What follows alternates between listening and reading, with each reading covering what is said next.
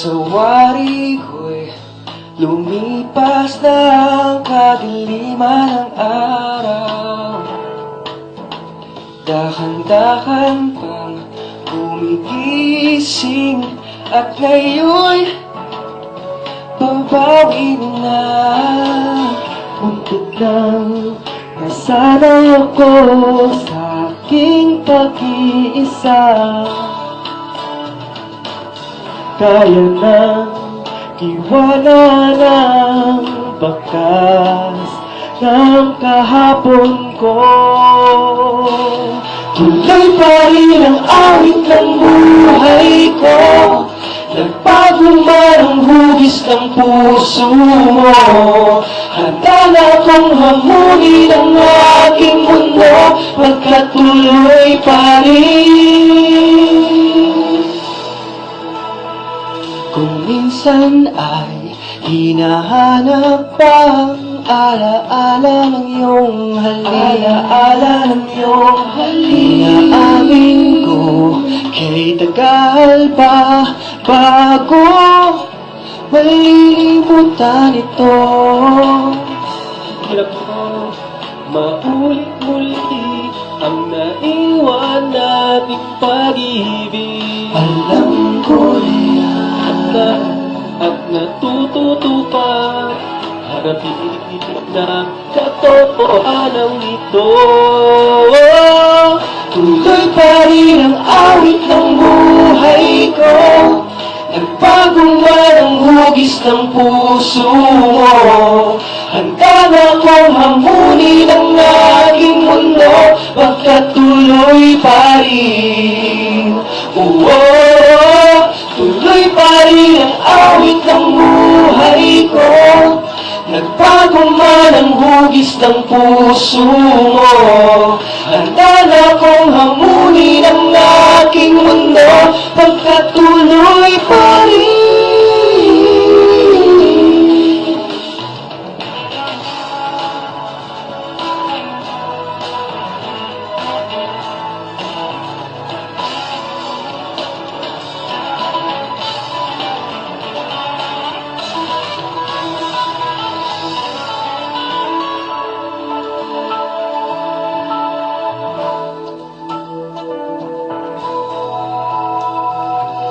Muntik lang nasanay ako sa aking pag-iisa.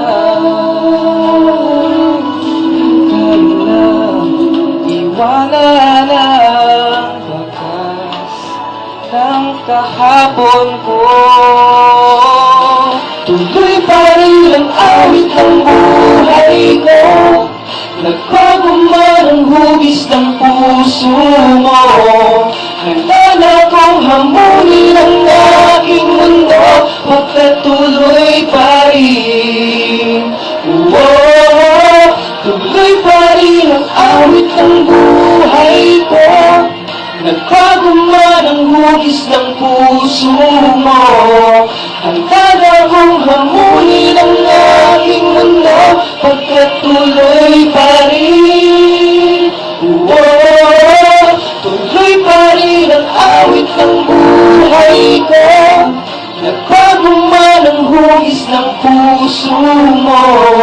Handa na akong hamunin ang aking mundo, pagkatuloy pa rin.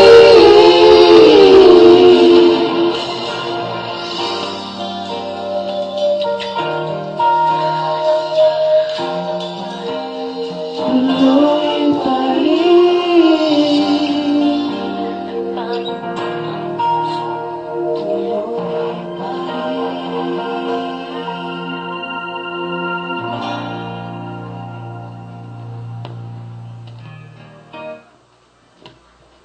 Welcome back to Celebrity Hour.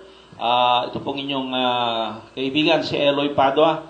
Siyempre, sa pagkakataong ito, ibabalik po namin muli sa inyo si Dr. Robin Navarro, alias Dr. Bulalo. No? Malalaman natin kung bakit siya tinawag na Dr. Bulalo. Pero bago ang lahat, gusto ko munang ibigay sa inyo ang aking co-host for today, si Cheche Condado at pababatiin muna natin siya ang FAMAS President. Yes, isang magandang buhay sa lahat ng mga televiewers. Luzon, Visayas, Mindanao. Nasanay na yata tayo na lahat na parte ng Pilipinas binabati natin. Mamaya po, magandang-maganda ang topic natin ngayong araw na to. Sa araw na ito, siyempre, kasama ko, mamaya makakausap natin, makakapanayam natin si Professor Ado Paglinawan at siyempre, isi-share niya sa atin kung ano ba ang mga kuro-kuro niya sa mga nangyayari sa panahong ito, no? Nakapagpanumpa na ang 45th President ng United States na si Donald Trump, kung anong magiging implication nito, ano bang magiging relationship natin sa US, ano? At syempre, I would like to acknowledge also the presence of Miss Laila D, ano? Pero uunahin natin si Dr. Robin Navarro dahil meron pa siyang mamayang radio show. Buenos días. Paquito Diaz. Senyor Eloy. Okay. Dr. CJ. Laila Benitez. Laila D. Laila Benitez. Okay lang yan, huwag lang Laila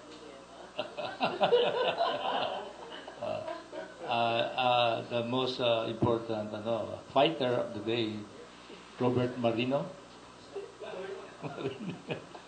Professor Ado Paglinawan at lahat ng ating mga televiewers. So, ang ating pag-usapan ay how to stay young, beautiful, and handsome. Okay na po ba yun sa inyo? Opo. Way back in the 1998, 1999, I lectured that twice sa grupo ni Vicky Bello. How to stay young, beautiful, and handsome. And the year 2000, guest speaker ako ng PMA, Philippine Medical Association, nilecture ko yan sa Midtown Hotel. Sino nakakalam ng Midtown Hotel? Ngayon, Robinson na siya. Kaya, hindi, nasa anak ko na yun. Robinson na. Ngayon, let's look at aging process. Okay. Sabi ng dalawang philosopher, doctor, sabi nila, the most noble goal of a doctor is to lengthen the lifespan of his patients. Kasi kung minsan, pag natanggal ang pain, happy ka na. Mamayang konti, na-overdose ka naman sa gamot, napunta ka sa langit. Okay, so, how to stay young, beautiful, and handsome. Very important dyan, maraming factors dyan, no? Sa diet natin, tinatawag na oxidative damage. Pinakamalakas magpaano ng aging process, oxidative damage. Oxidative damage. Okay, yeah. Example, polyunsaturated fats, no? They have double bonds. Corn oil, canola, soybean oil, sunflower. That double bond, pag sila nainitan, will react on their double bond oxygen and they become reactive oxygen species and the result is oxidizing agent. Ano mangyayari dyan? Okay, example, ang experiment was done in England whereby young animals were painted with azo dye, AZO. Ngayon, one set pinakain ng mga corn oil, canola na hindi nainitan. Hindi siya na-oxidize. Another set, pinakain sa corn oil canola na pinaluto ng French fries. Nainitan siya. Yung hindi nainitan, walang nagka-cancer. Yung nainitan, 50% develop cancer. Nakikita ko sa atin, yung mga OFW, ang dami-daming cases ng cancer. May patient ako sa 40 plus lang siya, stage 4 breast cancer. Ang trabaho niya, domestic helper sa Hong Kong. Tapos, nung sinabi ko to na yung polyunsaturated fatty acid can damage and enhance aging, umiyak siya. Kasi yung barkada niyang sa Hong Kong na domestic helper, lahat sila halos stage 4 breast cancer. Hindi pa pwede yun, di ba? Kaya ang dami sa Amerika, ang dami sa abroad. Pero sa Philippines, kasi hindi natin nakakain ng ganyan, saturated fat ang nagagamit natin, kaya cooking oil natin, so hindi mataas ang incidence ng cancer. But may mga pasyente ako na mga mahihirap sila, ang tinetake nila yung mga takal-takal na cooking oil. Galing yun sa mga iba't ibang hindi ko sasabihin mga pangalan, na-reject na yun, tinapon na after using for 7 times. Ngayon, tinapon na yun, dinadala sa palengke, binibenta, takal-takal. Bino mo, the whole family may cancer. Ang babata pa, 20s. Rolando Saloma, 48 years old, toxic hepatitis. Yan yung yellow, mamamatay na siya. Sabi niya, Dr. Navarro, I'm just a teacher. How can I, afford that. Ginamot ko siya 2007 until now, very much alive. That is standing lifespan. Okay? It's stem cell enhancing and biblical diet. Yes, how to stay ang sabong atak. Okay. After nito, Juanito Duque, no? Ang sakit niya, spondylosis. Alam niyo ba yun? Sleep disc. Oh, mabigat yun. Yun naging sakit ni GMA. Ano yung sleep disc sa Tagalog? Stermarin? Ano? Sleep disc. Ano sa Tagalog? Sa Tagalog, sleep disc. Kasi joker yung katabi ko. Sleep disc, nakatulog habang nagdi-disco. Besides sleep disc, meron siyang failed left kidney. Pagkatapos, bleeding prostate para siya nagme-menstruate. So, din na siya sa military hospital. Doktora, di ba sa inyo, veterans yun? Yun mga veteran of World War II. Pero ito, military hospital. Ano yung military? Pagkatapos, after 1 month, pinauwi na kasi nakabitin ng paa para mamatay na lang. So, binisita ko siya kasi nakasama ko siya sa Bible study. Ginamot ko with stem cell enhancing and biblical diet, high fat, high cholesterol. Plenty of butter, plenty of cheese. 6 to 10 eggs a day. And within 2 weeks, naglalakad na siya. And that was 1993. Okay. Ang edad niya, 83 years old. Ngayon, 12 years after, 95 years old. At least naka 95 siya. Nakita ko siya sa loob ng sementeryo. Ano kayang ginagawa niyo ron, Laila? Dr. CJ? Marin. Sa loob ng sementeryo, tignan mo. Talaga ito katabi ko, sugaro. Still studying. No, nakipaglibing siya. Sa kapatid ng Secretary of Health, Francisco Duque. Siya si, Mr. Duque. Now, 2 years after, 97 years old na siya. Okay? 2007, nagkampanya pa siya kay General Espino. Kasi boss niya. At nanalo tuloy si General Espino. Malaki na itulong niya. So that Mr. Sio, buhay na buhay. May energy pa. At yan ang nagagawa ng stem cell enhancing. Ngayon, doon naman sa beauty. How to stay young, beautiful, and handsome. Ito, tignan niya. Mission impossible, mission accomplished. Ito, from Australia, ang sakit niya, damage ang kanyang heart and the mitral stenosis, makitid, hindi lumalabas ng dugo. So sabi ng mga doctors sa Australia, the only solution is for her heart transplant. And it's too expensive, no? So, nung mabasa niya ako sa internet, sa Facebook, sabi niya sa mister niya, I like to go to the Philippines. The husband said, are you crazy? The Filipinos must come to Australia, not you going there. That's what we call colonial mentality. Ang tingin nila sa atin, para tayong taong bundok, walang laman ng utang. So, nag-insist siya, ayos ang payagan. Ano, Bobby, ang kanyang team song? Ayos ang payagan. Nag-insist. No dice. Please, release me, let me go. Yan. Ngayon, so, nainsang husband niya, okay, if you like to go, you go alone. Nagpunta siya, go before the night becomes too dark for eyes to see you. Yan. Pumunta siya rito, ginamot ko siya 6 months after. My coworker. Diba? Yan ang tinatawag na Rare, Charm, and Beauty, RCB. So, pinadala niya ang picture niya sa mister niya.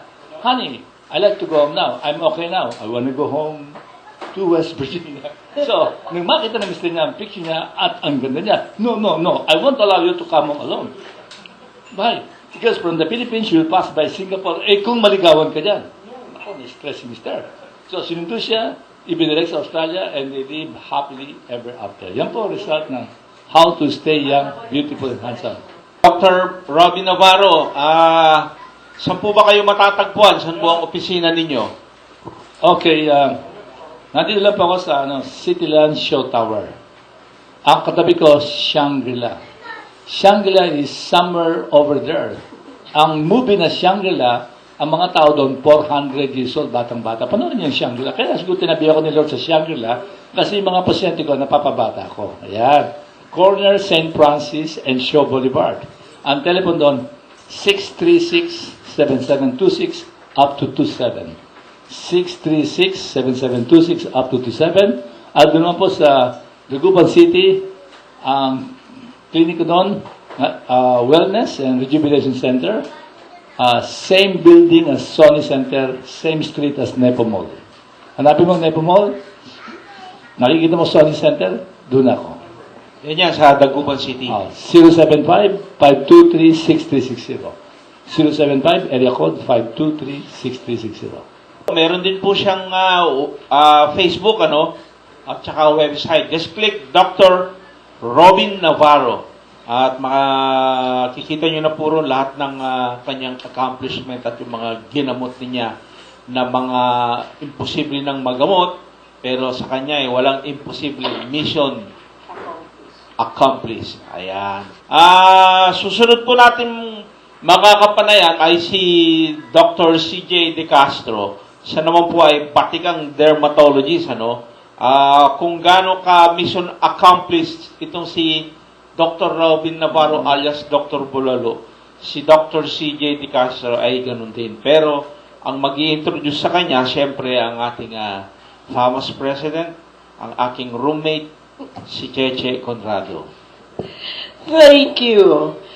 It's really a wonderful day today because we have a guest doctor, Dr. CJ De Castro. She is an aesthetic dermatologist.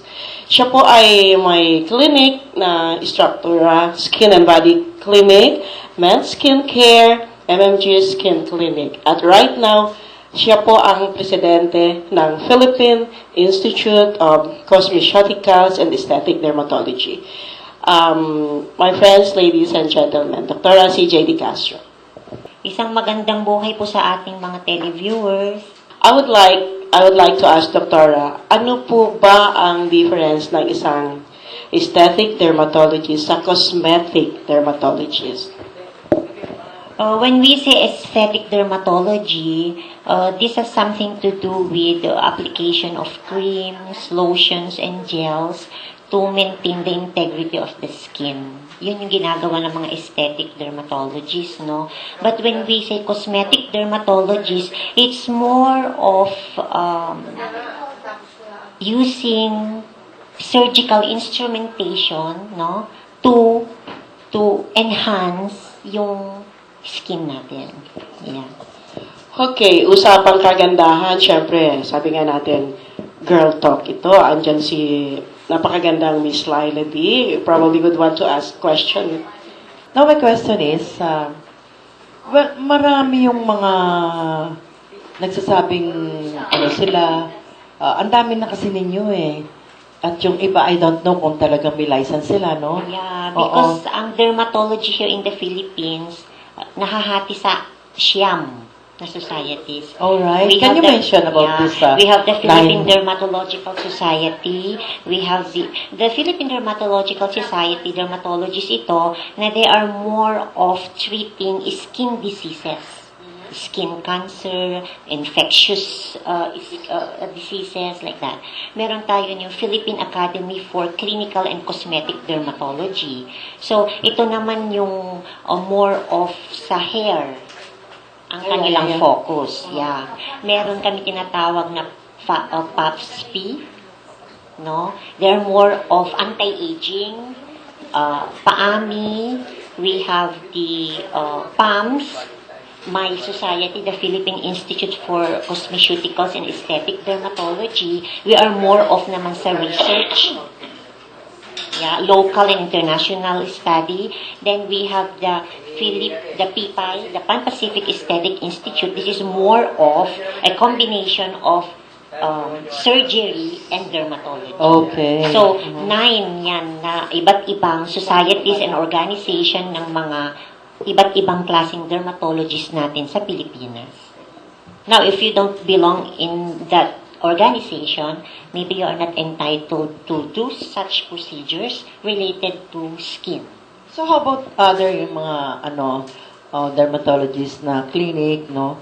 And then, they said they are what you call licensed. Pero in fact, sometimes, makikita mo, ano lang sila, yung ba tinuturuan lang ng kanilang Yeah. health, di ba? Oo, yan yung Pero- tinatawag naman natin Oo. na general practitioner who are trained under the tutelage of officers ng iba't ibang organizations natin. Yeah. So, even the use of glutathione, talagang kailangan nating malaman kung paano. And probably si Dr. Adi Castro will really have to explain about glutathione. Kapag po tayo bumili ng glutathione natin sa drugstore o sa ating mga doktor, see to it na meron siyang FDA approved, that is number 1. Okay? Number 2 is this PPAC certified. Yan yung dalawang dapat tingnan sa mga bote ng iniinom natin. Hindi lang glutathione, no? Lahat ng mga herbal medicines, no? Lahat ng mga immune boosters and vitamins, you have to look for the PPAC certification number and then the FDA RSN number.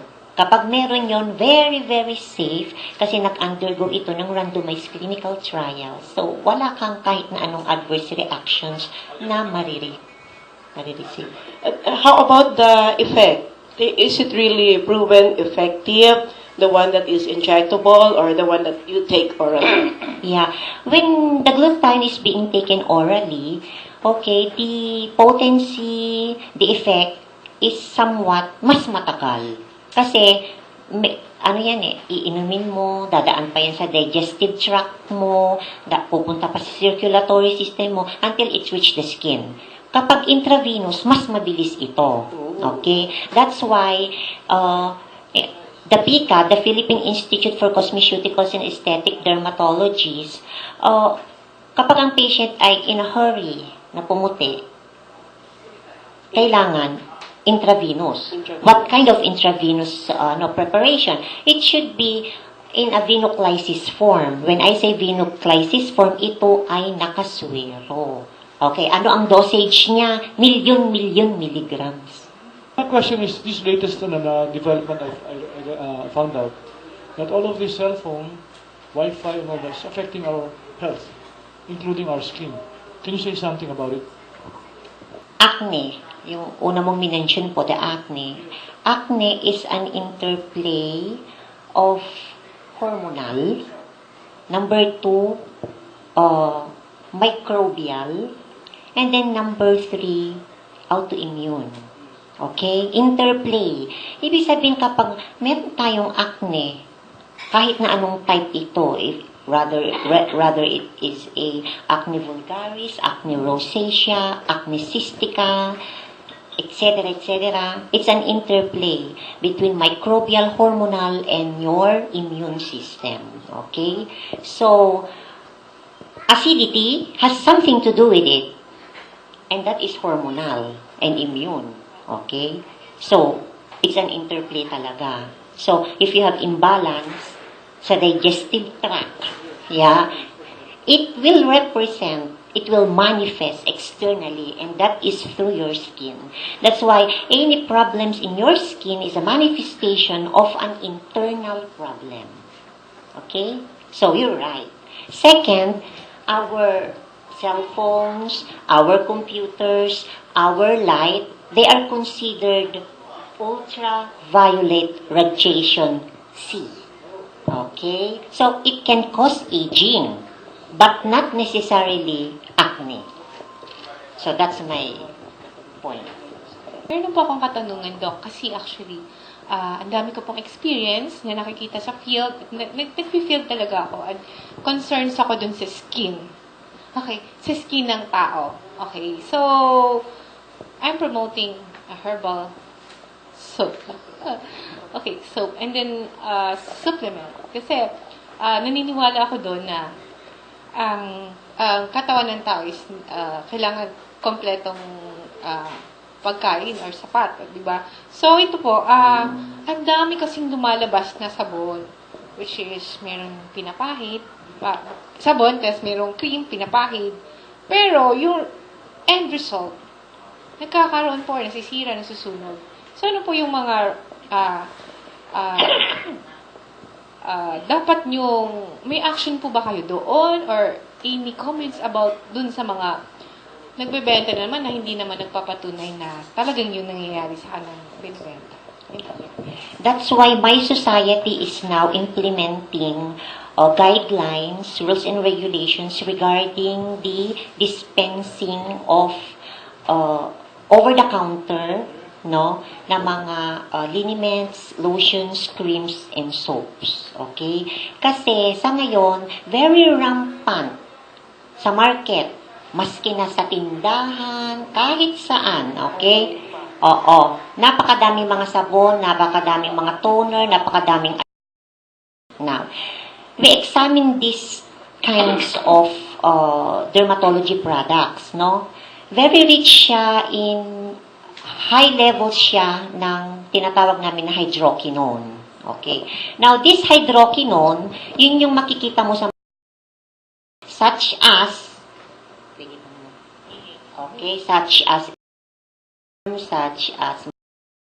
okay, siya yung very potent na nakakapagbalat ng ating skin.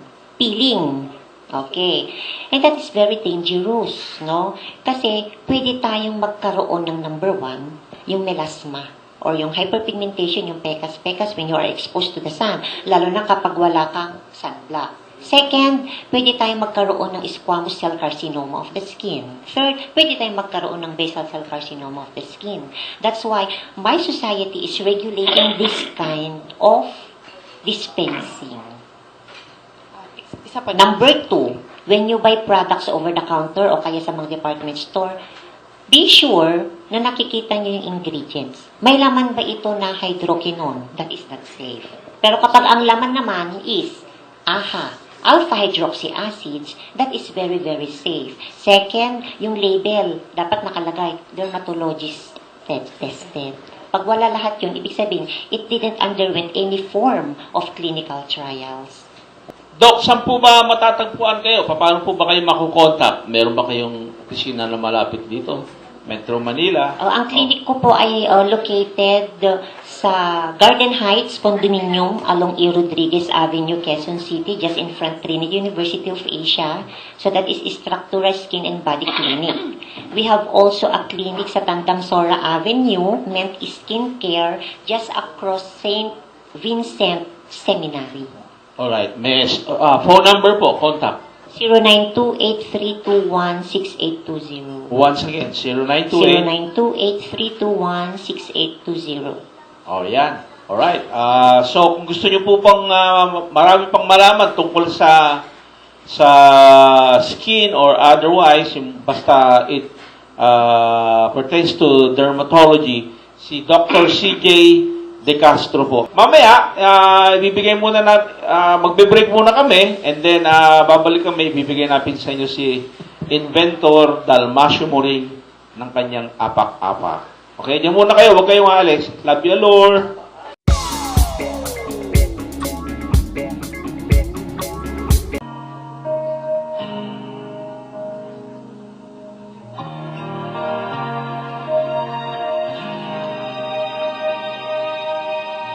There are times when I just want to look at your face with the stars in the night.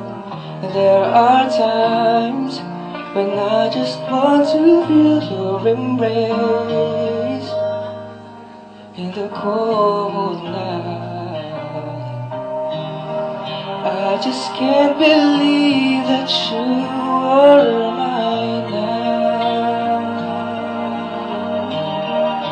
You were just a dream that I once knew. I never thought I would be right for you. I just can't compare you with anything in this world. You're all I need to be forevermore.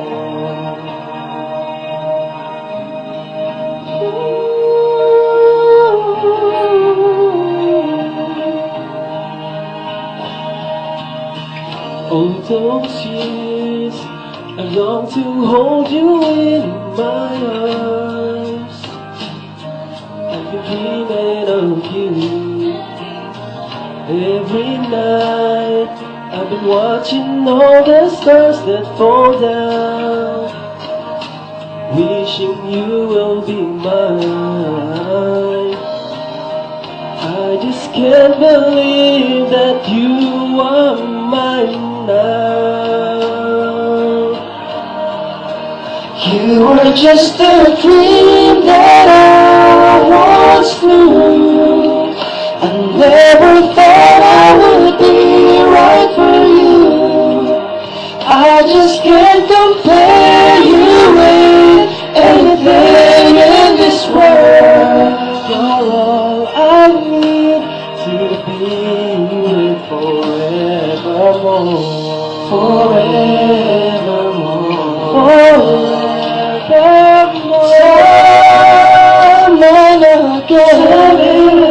There are these changes that we cannot end. Sure as stars keeps going on and on. My love for you will be forevermore.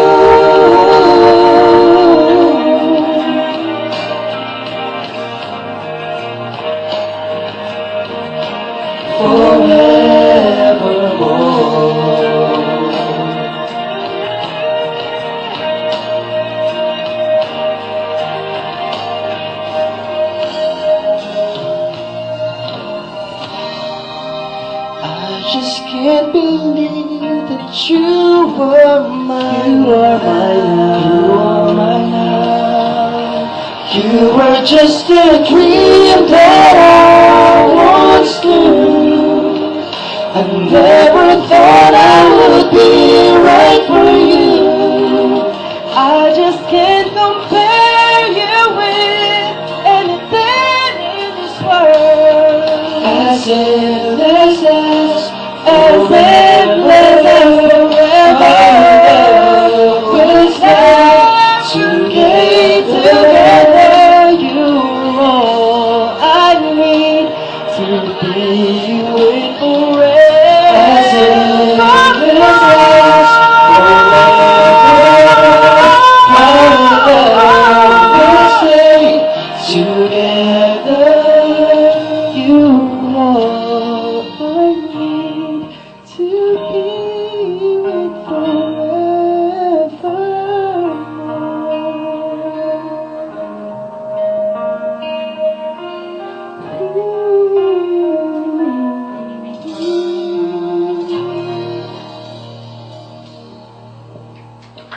Gusto kong pasalamatan yung 4 Dimension, mga ka-celebrity hour ko yan.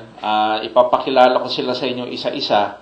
Alam niyo po, itong 4 Dimension, nag-perform ito sa 64th FAMAS Awards. Sila po ang opening salvo ng FAMAS Awards. So, ipapakilala ko sila sa inyo kasi para dun sa mga nakikinig na fans nila, mas lalo na yung mga may crush sa kanila, alamin muna natin ang mga pangalan nito at mamaya may mga konting katanungan tayo. At pwede sigurong sabihin nyo kung meron kayong Facebook o Twitter, yan, whatsoever, para saan kayo masusundan. Unahin mo muna natin yung nandun sa dulo. I'm Harvey po. Harvey? Opo. Harvey. Ilang taon na Harvey? 20 years old. 20 years old. Yung katabi mo naman, susunod, si? Yes, ako po si JC. 23 years old po. JC. Si? Ako naman po si Alan. I'm 24. Alan. And? Ako po si AJ. 19. Okay. Meron pa kayong Facebook. Sino ba pinaka-spokesman nyo? Si JC po. Ako daw po. I-close up mo silang apat habang nagsasalita yung spokesman. Yan. Ano bang mga naka-line up sa inyo? Yes, ngayong Feb 3 po, nasa Mandaluyong High School po kami. And sa Feb 26 po, meron po kaming Valentine concert sa Music Box po, dyan sa May Delta yan. Sana po makita-kits po tayo. 9 p.m. po yan. And nasa Cebu rin po kami ngayong Feb, hindi ko lang po alam yung definite date pa. And sa April 26 po, nasa Tagbilaran Bowl po kayo. And for updates po, pwede niyo pong i-follow yung page namin, facebook.com/musicinfor4d, MUSICIN number 4 letter D. Yeah. At sa pagbabalik po ng Celebrity Hour dito sa Tiara Oriental Hotel, ating pong makakapanayan ngayon ang pinakahihintay ng lahat. Si Ka Dalmasio Muring, ang inventor natin, the best inventor. Pagkatapos po, dadako naman tayo sa isang banda na pag-usapan natin tungkol sa current issues at saka itong si Robert Marin, yung kanyang advice tungkol sa, ibabalita niya tungkol sa pagbaha. So, Kamuring, bumati muna kayo at syempre, you may have the floor now. Take it away.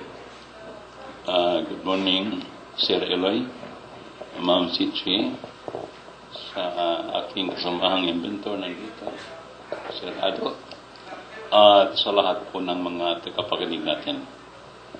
Bawal magkasakit. Mahal ang gamot, napakamahal magpa-hospital. Pag inabot po kayo ng isang linggo o isang buwan sa hospital, milyon yan. So, saan natin kukunin yung halagang yan? Magpapalimos ka sa kaibigan, kamag-anak, PCSO. Pag ikaw nagpapalimos, humingi ng tulong, 1, 2, 3, okay pa yun. Pang-4, mumurahin ka na. So, bakit hindi gamitin ng healing power of your body provided by God to everyone?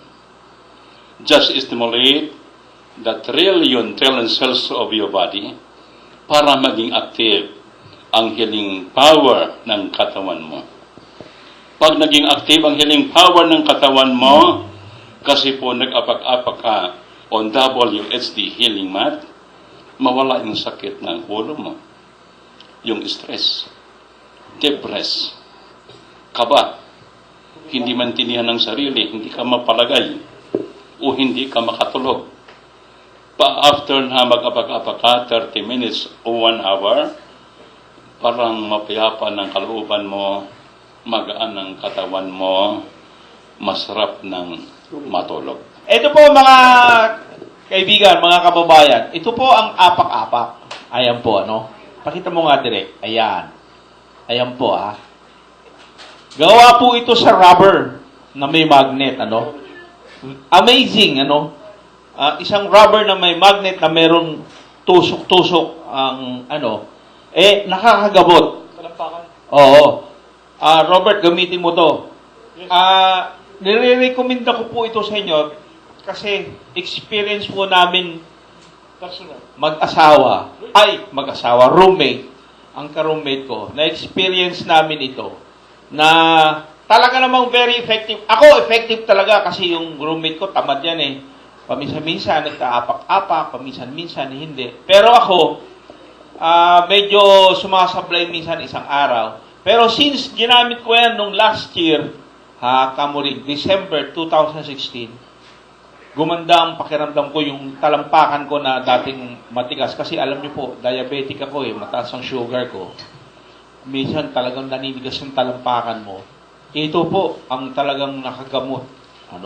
Sinasabi kong nakagamot, ibig ko sabihin, meron pang konting nararamdaman yung paa ko.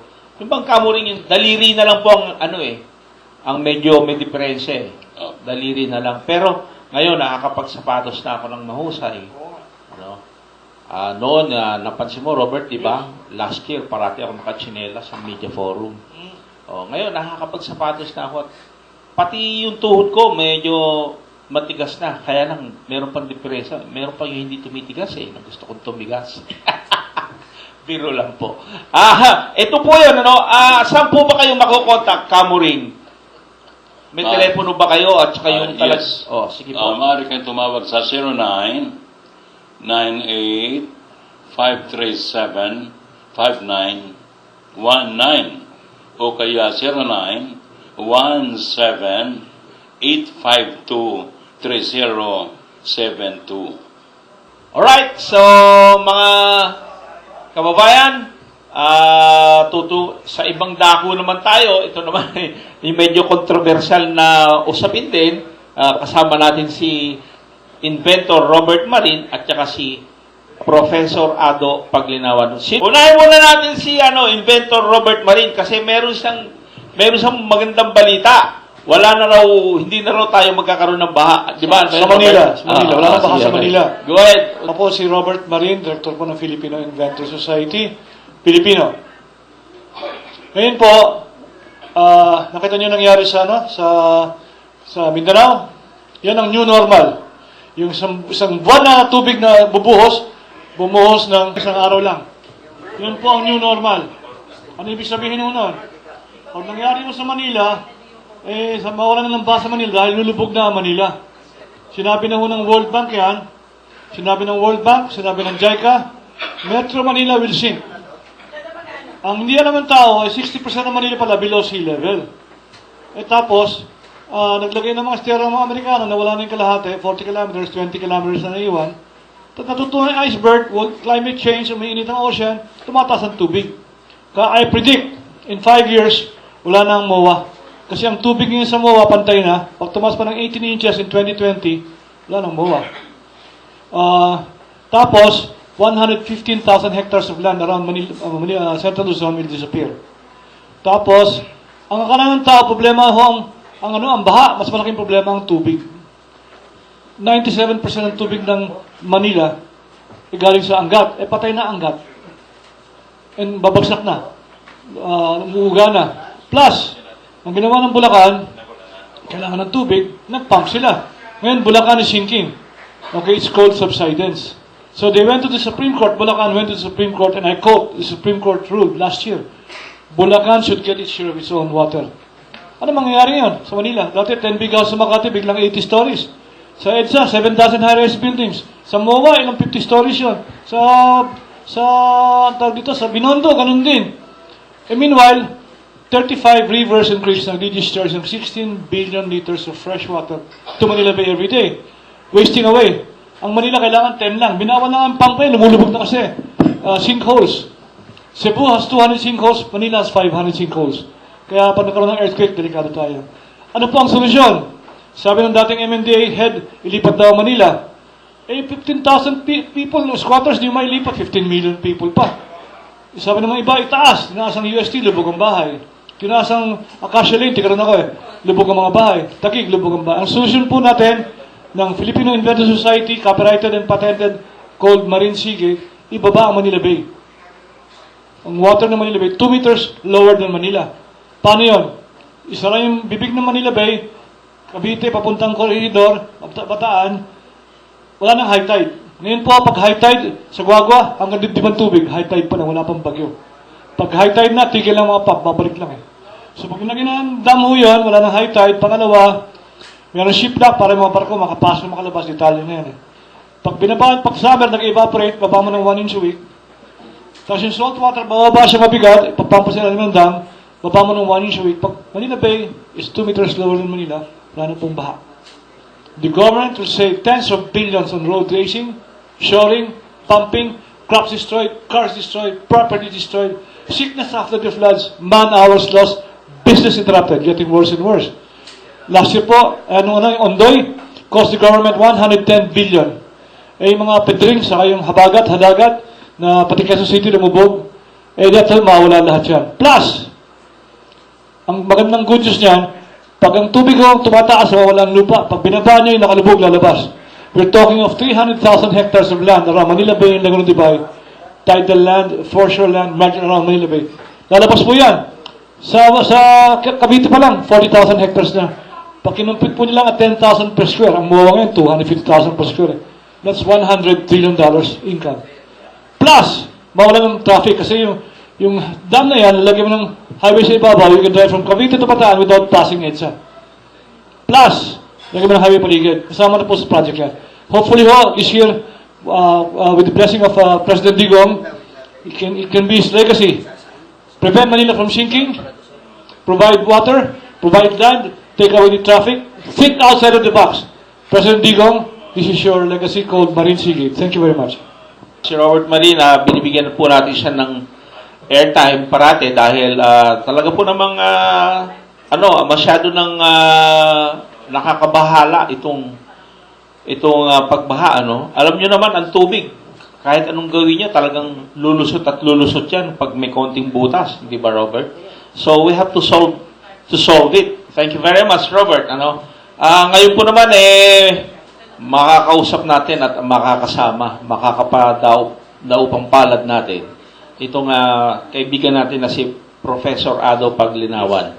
Alam nyo, ito si Mr. Ado Paglinawan was a former press attaché sa Washington, D.C.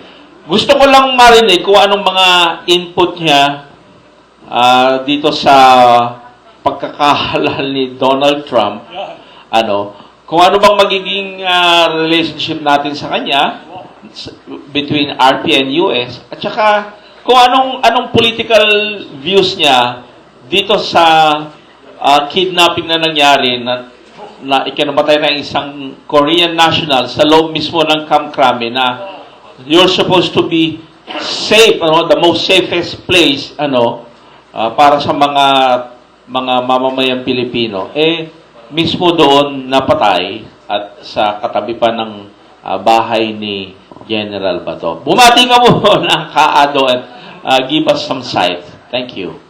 Yeah, mapagpalang pagbati sa inyong lahat. To go to the issue of the U.S. presidential elections, ito pong issue ito ay para sa ating mga Pilipino, this is a welcome development. Bakit po? Dahil this, I believe, is the end of two things that the policy of the United States have been for the past many years. A policy of economic unilateralism. Yung pong economic unilateralism na kung magpatakbo sila ng kayamanan ng buong mundo, unilateral, sigun lamang sa kanilang sariling pag-iisip at profit. Pangalawa, it is also the end of military exceptionalism on the part of the United States, na sila lamang ang the only superpower. Actually po, nung ma-elect si Presidente Digong ang naging catalyst para itong economic unilateralism na ito at military exceptionalism ng Estados Unidos ay matapos na. Noong magplano ang Estados Unidos dahil sa kalugihan niya sa Europe at kalugihan niya sa Middle East, mag-shift siya. Ang tawag po nila ay US pivot to Asia Pacific. By year 2020, the US military will pivot 60% of its forces to the Asia Pacific. Kaya, ang nakuha niyang suporta ay doon sa former president natin, si B.S. Aquino, Benigno Simeon Aquino. At who adopted the unilateral thinking of America and cooperated with America only to the disbenefit of the Filipino people. Kamakailan po, may narinig akong Singaporean na ini-interview ng Al Jazeera sa telebisyon. At ang sabi nung Singaporean na yon, they are now adopting a dualistic view of China and the United States. Hindi po ninyo maririnig yung statement na yan before the May 9, 2016 elections dito sa Pilipinas. Nangyari po lamang yan dahil Presidente Digong Duterte adopted what the former administration totally disregarded. And this is conducting bilateral talks with China. which is now opening into a spirit of multilateralism. Not only in the Philippines, but Singapore and the rest of ASEAN countries. So ang nangyari dito, because of this bilateralism that we have adopted with China, hindi na po libre na basta labas-masok dito ang miskin na sinong malaking powers, be it American, be it British, be it Australian, or whatever. No? We are now entering the world, a multipolar world. Okay? And maybe in Eastern Europe, it's controlled by Russia. Here in the Asia Pacific, it is more or less regulated by China and the rest of the world by the United States. In which case, the coming of President Trump is very timely, especially when he reversed the traditional mind conditioning of the Americans against Russia. So here is a president who doesn't look at Russia as an ally, and also who would like to put China in its proper place, no? Open avenues of communication. Ang resulta po nito, the whole world will be experiencing a jubilee of peace. Dahil yung pong attitude dati ng Amerika, and this proves it. Okay, can we pan this? Before Trump came into the picture, the United States spends 55% of its budget for the military and 45% on everything else. Okay? This is hard statistics. Okay? Kaya po, nagkomento yung founder and chairman ng Alibaba sa China. Nobody is stealing jobs from the United States. Nobody is stealing markets from the United States or factories, sabi ng ganon. You have been spending a lot of your budget for war. That is the problem. And kaya nga po ako bumalik na rito sa Pilipinas.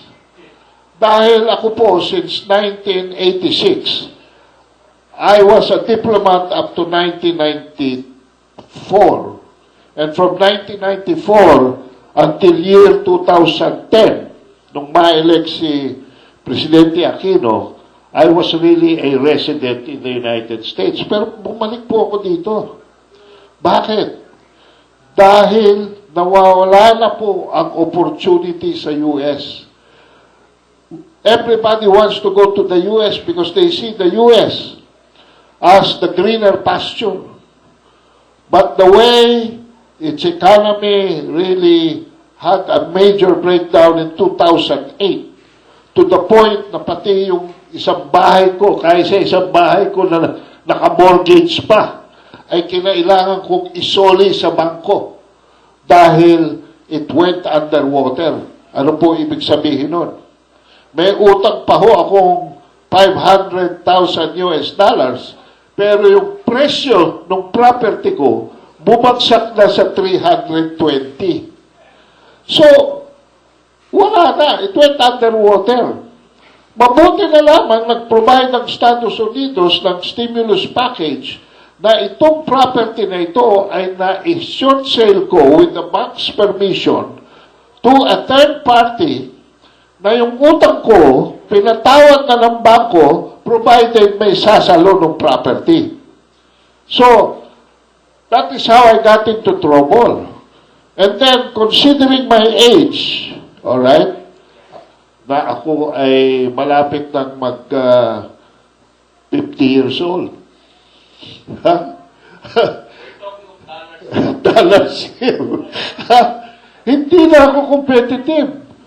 Yung aking consultancy, nawala na ng kliyente.